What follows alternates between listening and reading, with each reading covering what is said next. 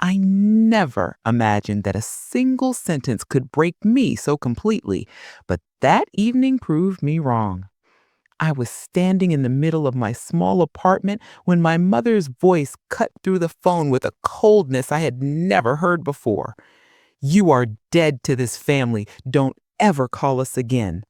There was no hesitation in her tone, no hint of sadness, not even the slightest tremble. She said it with a finality that felt rehearsed, like she had been waiting for the moment she could carve those words into my heart. When the call ended, I didn't cry. I couldn't. I just stared at the blank screen, my hands trembling so violently I almost dropped the phone. The silence in my apartment felt heavier than any scream. It pressed against my chest, tightening my throat, making my heartbeat echo in my ears. Dead to them. Just like that.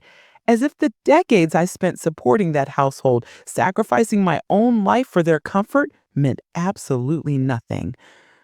I didn't sleep that night. I lay in bed, replaying every bill I had paid, every problem I had solved, every time I had stepped in because they couldn't or wouldn't do it themselves. I had been the quiet backbone of a family that treated me like I was disposable. Then morning came. Around 9 o'clock, my phone buzzed with an email from one of the utility companies. "Your cancellation request has been processed." Moments later, two more messages arrived confirming the shutdown of the remaining services. I didn't think. I just breathed. Miles away, my mother stood in the kitchen when the lights flickered twice and went out. The gas followed, then the water. Soon she was on the phone yelling at customer service until the representative calmly said, "Ma'am, the account holder canceled everything, and the account holder is your child.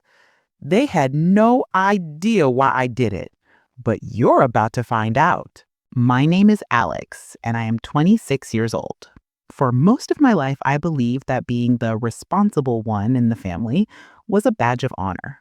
I thought handling everything, bills, errands, paperwork, emergencies, would eventually earn me love, respect, or at the very least, basic appreciation.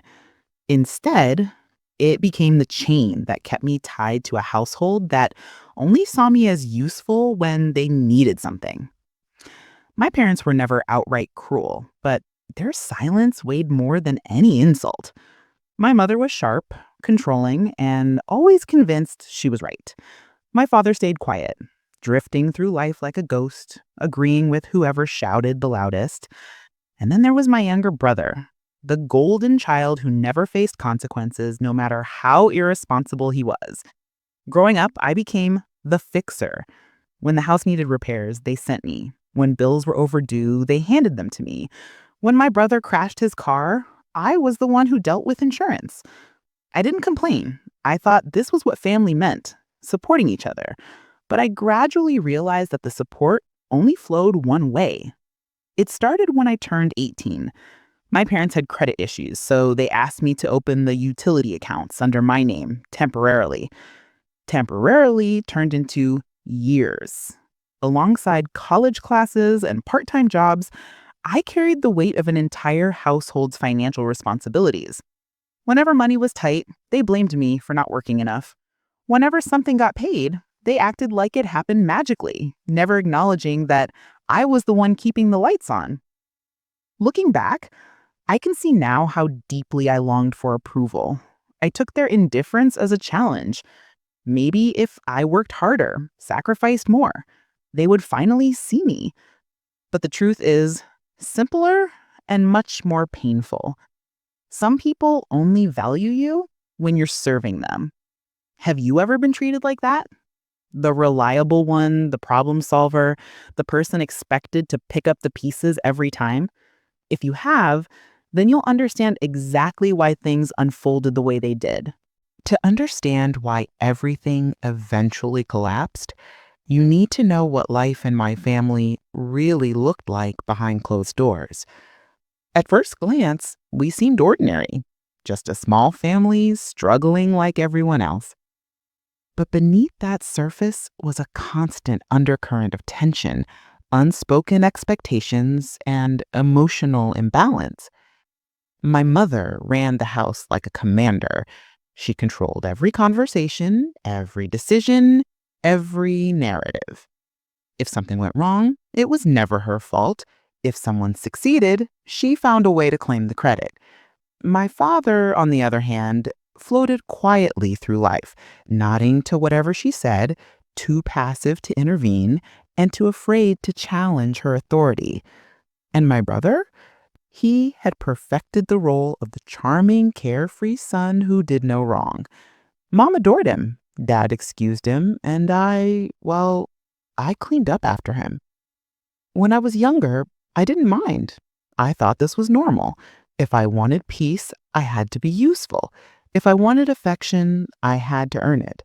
And so I became responsible. I ran errands, I helped with bills, I fixed their mistakes. I gave up weekends, vacations, opportunities, because every time I tried to step away and focus on my own life, some crisis magically appeared that pulled me right back in. The utilities situation began when I turned 18. My parents sat me down and explained that their credit was temporarily messy and they needed the utility accounts in someone else's name. They made it sound simple, just a few months until things improved. I trusted them. I signed the papers, and that was that. What they didn't tell me was that they had no intention of taking back the accounts. As the months turned into years, I became the invisible provider.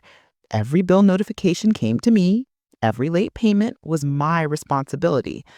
If I dared ask for help, they reminded me that family doesn't complain, that everyone struggles, and that I was being dramatic. Meanwhile, they spent money on everything except the essentials. My brother got new sneakers every month. Mom redecorated the living room twice in 1 year. Dad bought gadgets he didn't need. But when the utility bills arrived, they suddenly had nothing to contribute. The real breaking point came last winter, though I didn't realize it at the time.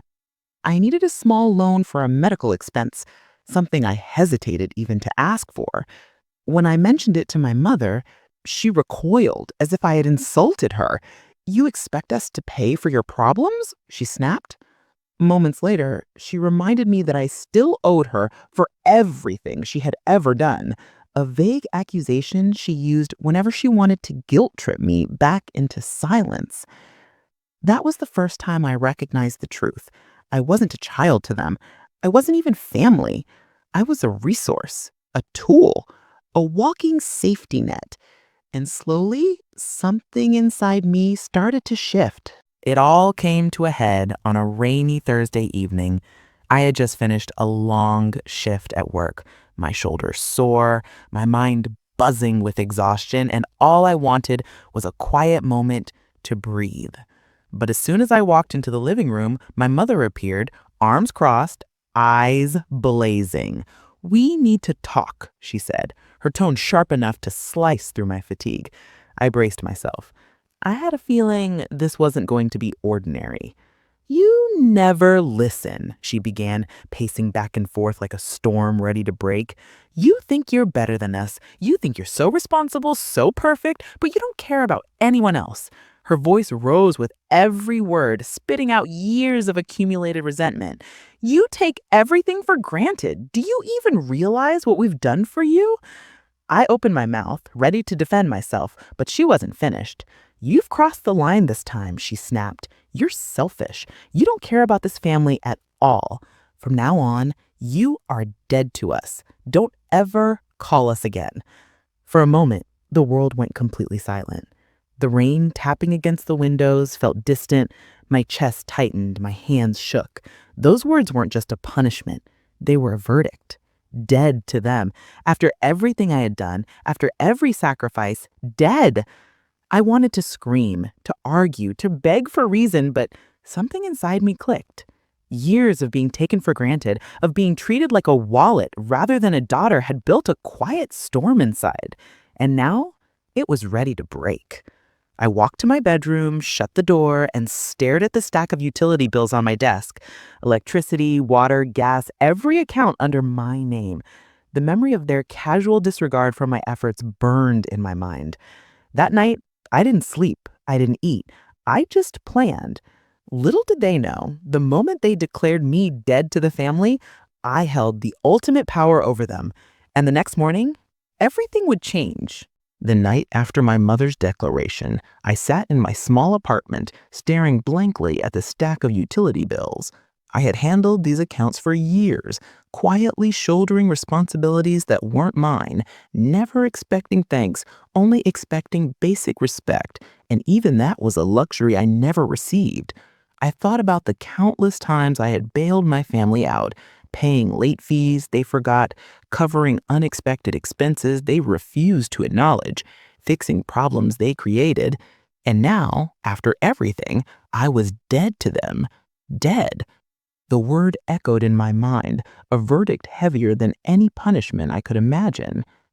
I thought of their routines, their dependence on me, their casual assumption that I would always be there. Mom pacing around the kitchen, barking orders at everyone without a second thought. Dad nodding along, silent and complicit. My brother lounging in his room, oblivious as always, enjoying privileges without ever lifting a finger. I remembered the little things, the flickering lights in the living room I fixed countless times, the gas stove that almost exploded once because no one else knew how to maintain it, the water heater I had repaired in the dead of winter. Every act of care I had given them had been invisible to them, every sacrifice unnoticed. A slow, determined calm settled over me as I realized something. They had declared me dead, and in doing so, they had handed me the power to act. I spent the rest of the night meticulously planning. I would not act out of anger. I would act with precision. I would not destroy anything unnecessarily. I would simply flip the script. The accounts, the services, the utilities they depended on, they were mine to control, and they had no idea. The next morning, I woke before dawn, my mind clear and focused. I sipped my coffee slowly, savoring the quiet, the anticipation. The first call was to the electricity company. I could feel my pulse in my ears as I calmly explained that I wanted to cancel service effective immediately. The representative didn't even flinch. "Certainly, ma'am, the cancellation is processed." One down. Water next. Gas last. With each call, I repeated the same calm tone, the same unshakable composure. "Yes, I am the account holder. Yes, cancel all services." It felt surreal, almost unreal. I hung up the final call, and for a moment, I simply sat back and breathed. The storm inside me had finally found its outlet, not in rage, not in violence, but in quiet, undeniable control. Meanwhile, miles away, the family home stirred to life in complete normalcy. Mom started the morning routine, humming softly as she prepared breakfast, unaware that the first flicker of light would betray everything. Dad opened the fridge and frowned at the cold darkness. My brother yawned, expecting the water to run for his shower, only to be greeted by silence. The lights flickered once, twice, then nothing. Mom turned on the stove, nothing. She ran to the bathroom, cold taps, no water. Confusion quickly turned to panic. "Dad, the lights, the water, what is happening?" Mom screamed, her voice trembling for the first time in years. I, I, I I don't know," Dad stammered, bewildered. "Maybe a city outage?" "No, this is only our house," she yelled, her tone frantic now, with edges sharp with disbelief. She grabbed her phone and called customer service, a sense of urgency in every word. "Hello? Everything is out. Electricity, gas, water, please help." The representative's calm voice cut through her panic. "Ma'am, the account holder canceled all services." "What? That's impossible. Who would do that?" A beat, then the calm, unflinching words. "Ma'am, the account holder is your child." I imagined the silence that followed, the shock, the disbelief, the instant realization that they had relied entirely on me. And yet, even in that moment of chaos, They had no idea why I had done it. I didn't answer their frantic calls. I didn't send a message. I just sat back, sipping my coffee, watching their carefully controlled world unravel with a quiet, almost serene satisfaction. The storm I had felt for years, the resentment, the exhaustion, the silent rage, all of it boiled into this precise, controlled action. Hours later, I started receiving texts, calls, and panicked voicemails. Mom begged, Dad pleaded, my brother tried to guilt trip. Each message was met with silence. I didn't need to explain myself. My actions spoke louder than words ever could. By the evening, their world had become a maze of confusion. Neighbors whispered, relatives tried to help, but the truth was undeniable. I held the power, and I chose to exercise it exactly as they had treated me for years, ignored, invisible, taken for granted, yet crucial to their survival. And deep down, a part of me felt finally free. By mid-morning, the house had descended into chaos. Mom was pacing the kitchen, her hair disheveled, voice rising with each passing second. How is this possible? Who would do something like this? She shrieked, waving her phone as if it could summon an answer. Dad hovered near the doorway, pale and silent, still trying to make sense of what had happened. My brother, who had spent years coasting through life without consequence, now had to face reality. No shower, no breakfast, no electricity, no internet to distract him. I imagined their confusion and disbelief from miles away. I pictured Mom banging on doors, Dad rifling through drawers looking for bills, and my brother pleading, call Alex, maybe they can fix it. The irony wasn't lost on me. For years, they had treated me like I was invisible, like my existence was optional. Now, in a single moment, the balance had shifted, and I held the ultimate power. Around noon, the realization hit them fully. Mom's voice trembled as she called the utility company again, this time with a frantic, almost desperate tone. I don't understand. The account holder is my child? Alex? How is this possible? The representative's calm, measured reply sliced through her panic like a blade. Ma'am, all services were canceled at the request of the account holder. There is nothing more we can do until a new account is established. I could almost hear the silence after that. The brief, stunned pause when their carefully controlled lives crumbled before their eyes. The morning routines they had taken for granted, lights, showers, cooking, comfort, had vanished. And in their panic, I could sense the guilt, the unspoken recognition that they had relied on me without gratitude for too long. Later that day, they sent text after text, voicemail after voicemail. Please, we didn't mean it. We need you, Mom pleaded. Dad added, we're sorry. Please help us. My brother, the golden child, tried a mix of charm and guilt. But I stayed silent. Silence was my answer. For the first time in years, I felt a strange calm. The anger, the pain, the exhaustion, all of it had led to this precise moment of reclamation. I didn't need to yell or explain. My actions spoke louder than anything words could. They had seen me as disposable for so long, and now they were learning just how indispensable I had been. By evening, they had finally grasped the truth. I was alive, unharmed, and watching from afar. But the control they assumed they had over me was gone. And in that stillness, I realized something more profound than satisfaction. I had finally set boundaries, asserted my value, and claimed my autonomy. They hadn't just lost electricity, gas, and water.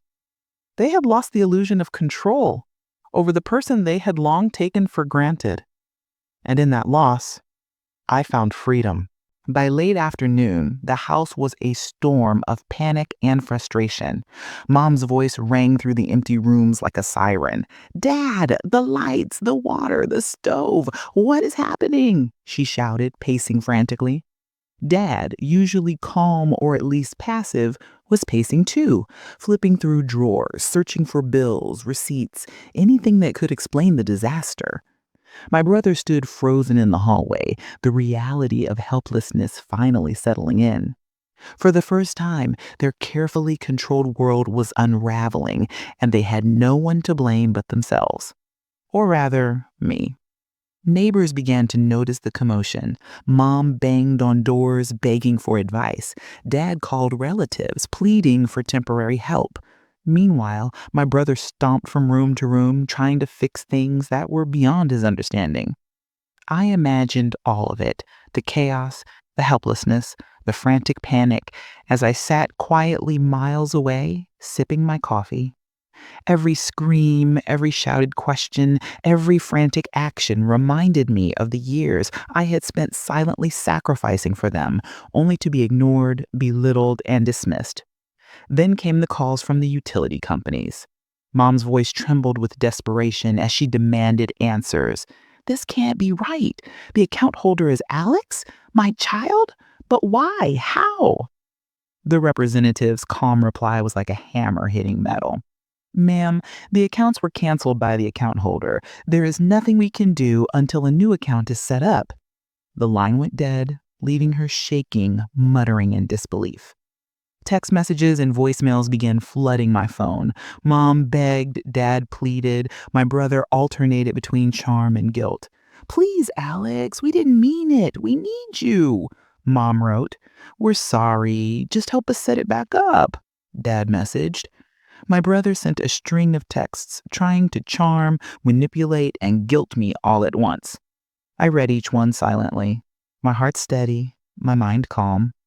For the first time, I didn't feel obligated to respond. The realization that hit them hardest was the truth. I had been their backbone for years, paying the bills, managing the household, quietly holding everything together. And now I was gone.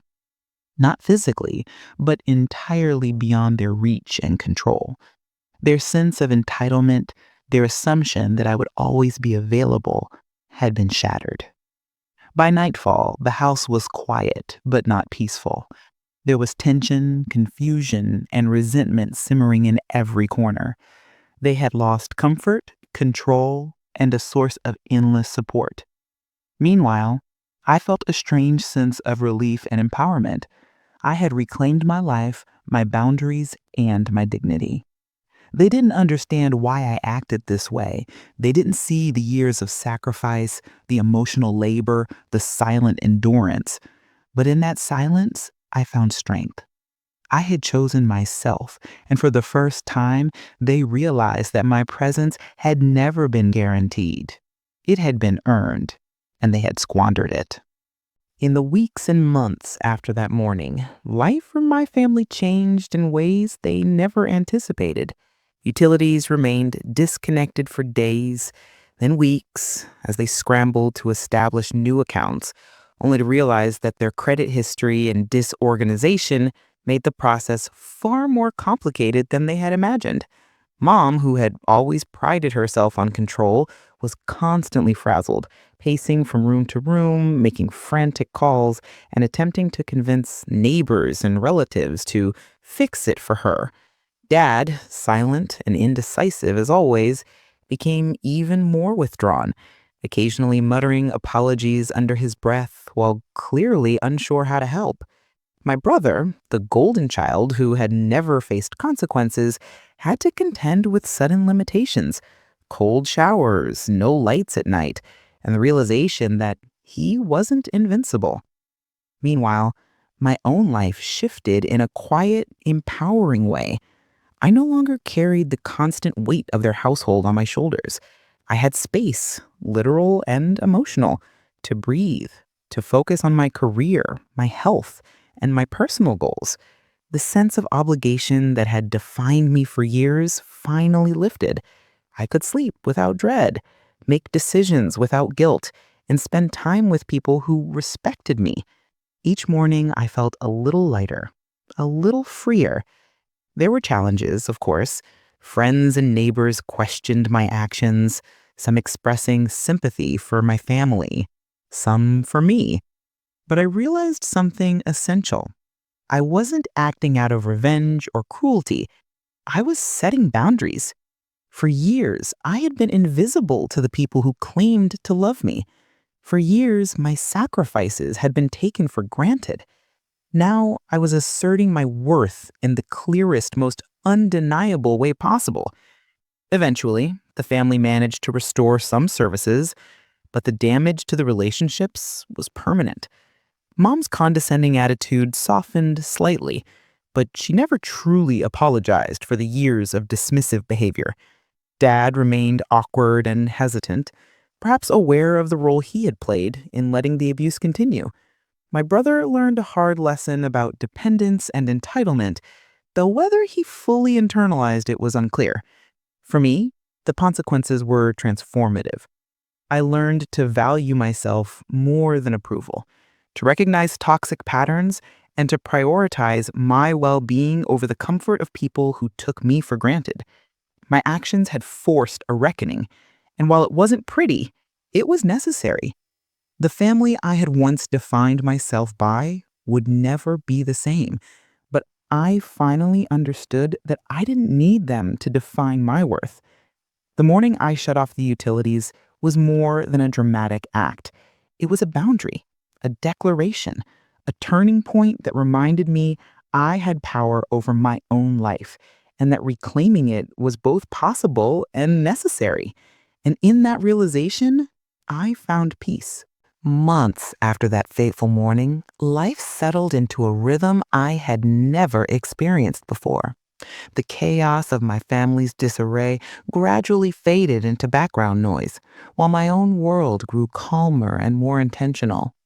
I no longer carried the invisible weight of their expectations or the unspoken demands of a family that had long treated me as disposable. The relief was profound, sudden, but also long overdue. For the first time in years, I felt free to make decisions solely for myself, without guilt, without hesitation, without the fear of being criticized or dismissed.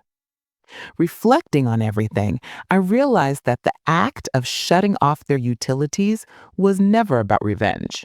It was about reclamation. It was a physical manifestation of boundaries I had silently yearned to enforce for years. I had loved my family, I had sacrificed for them, and I had endured countless slights. But in claiming my own agency, I had learned a critical lesson. Love and loyalty must be reciprocated, and respect must never be assumed. True empowerment comes not from punishment, but from asserting your value and refusing to let others exploit it. Even now, I occasionally receive tentative messages from my mother or my brother. I read them, sometimes respond, sometimes let them sit unanswered. The choice is mine now, and that autonomy is the most valuable lesson I could have learned. I no longer need validation from people who previously took me for granted. I have learned that self-respect and personal boundaries are not selfish, they are essential. To anyone watching who has felt invisible, unappreciated, or taken advantage of by family, I want to say this. Standing up for yourself does not make you cruel. It makes you human. Sometimes the hardest choices lead to the most liberating outcomes. I discovered that being dead to those who undervalue you can sometimes be the first step toward truly living. My life is not defined by the chaos of my family or by the expectations they imposed on me.